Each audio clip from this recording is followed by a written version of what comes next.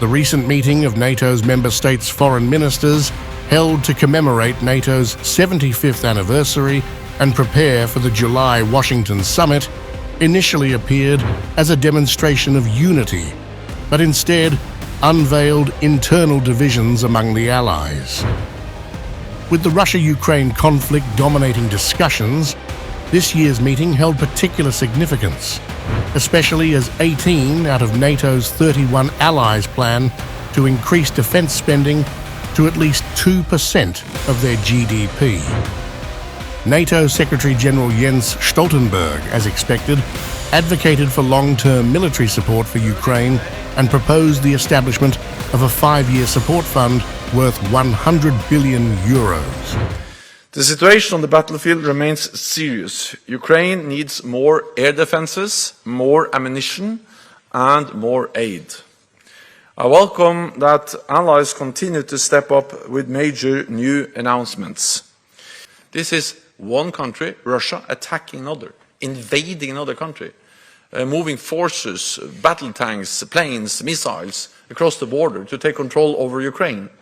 And that's a blatant violation of international law. It's a full-scale invasion.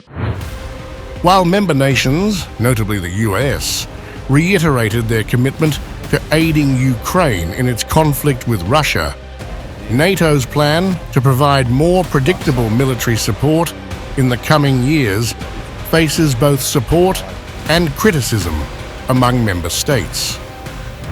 We'll do everything that we can, allies will do everything that they can to ensure that Ukraine has what it needs to continue to deal with Russia's ongoing aggression against Ukraine, an aggression that gets worse with every passing day.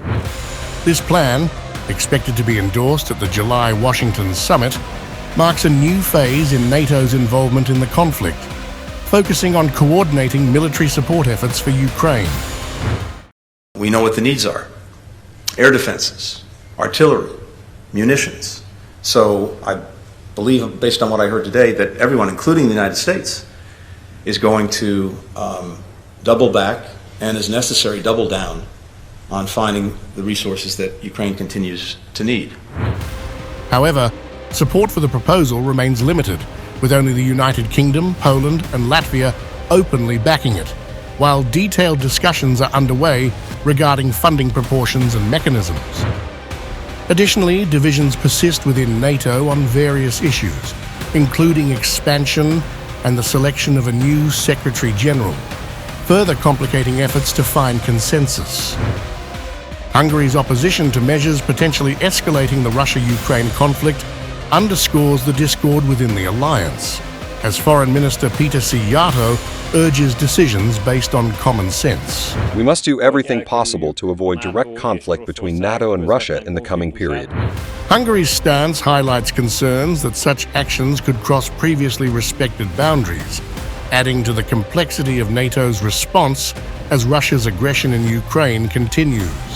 Unfortunately, however, we must also say that there are intentions to the contrary. There are plans to the contrary, and there are also proposals to the contrary.